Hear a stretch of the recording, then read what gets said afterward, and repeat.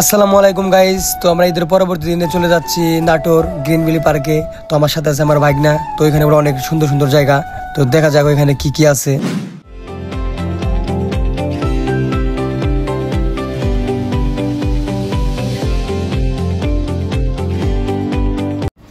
তো বাসের মধ্যে অনেক গান টান বাজতেছে, তো মাথা ব্যথা করতেছে।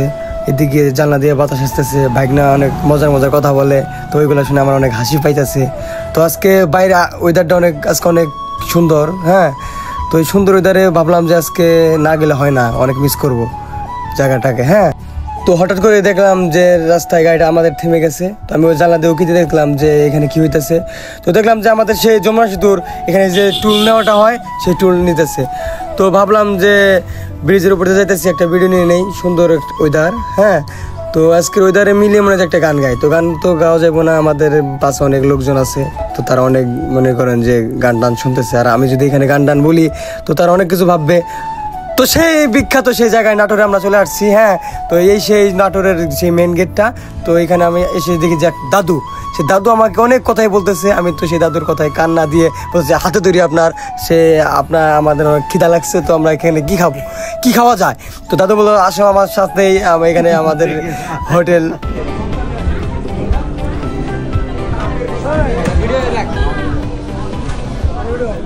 তো আমরা খাওয়া দাওয়া শেষ করে আবার বের হয়ে বললাম পার্কে ঢোকার জন্য। হ্যাঁ, তো দেখতেছি যে এখানে টিকিট কাউন্টার কোন জায়গায়, তো হয়তো ওই পিছে ওইখানে দেখা যাইতেছে, ওইখানে হবে অনেক মানুষজন। তো আপনাদেরকে দেখাবো আজকে এইটাই যে নাটোরে গ্রিন ভ্যালি পার্ক, এটার সম্পূর্ণ বিভাগ আমরা তুলে ধরার চেষ্টা করবো। তো আপনারা আমাদের সাথে থাকেন। Thank you.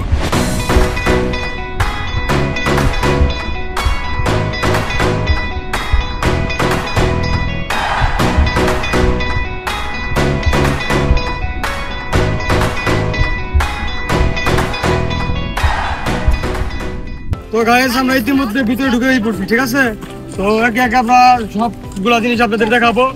তো আর যদি দেখার জন্য ইচ্ছা থাকে তাহলে অবশ্যই আমাদের ভিডিওতে মনে করেন যে কি কমু মনোযোগ থাকে, 1 ঘন্টা মনোযোগ দিয়ে থাকতে হইব।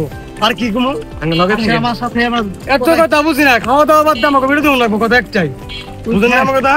আজকে এখন না খাইবো, দুপুরে না খেলে সকালে খাইবেন, সকালে না খেলে রাইতে খাইবেন। আর ভিডিও যদি না দেখেন কিন্তু পাইবেন লাগে, ভিডিওটা সেভ করে রাখবেন।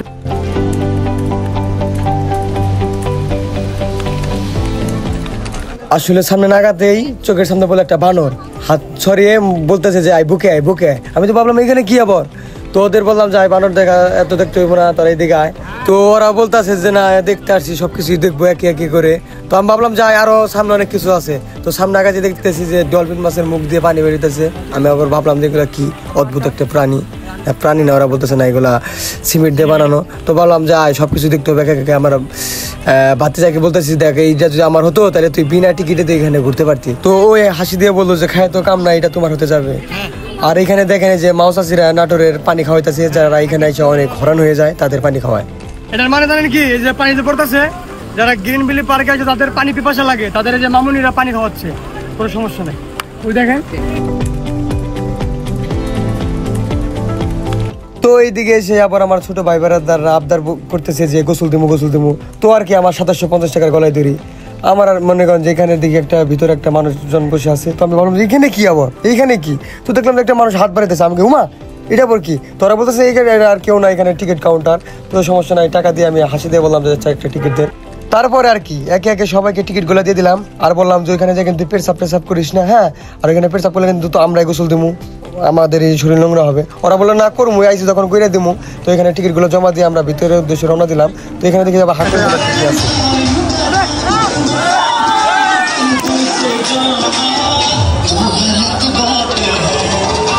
তো আমার ক্যামেরাম্যানটা হঠাৎ করে ক্লান্ত হয়ে গেছে, বলতেছে আমার জ্বর আসতেছে, আমি আর গোসল দিব না। তো আর কি, আমরা বললাম তুই থাক আমার।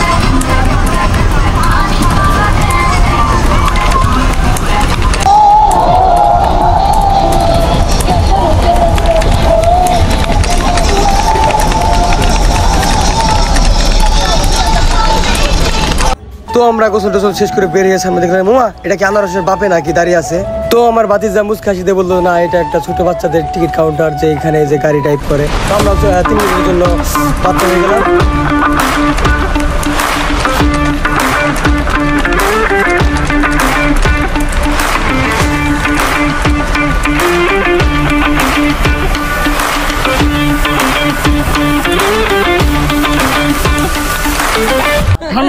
বলাইছ লাগে না তোর পানি ঠান্ডা লাগছে হ্যাঁ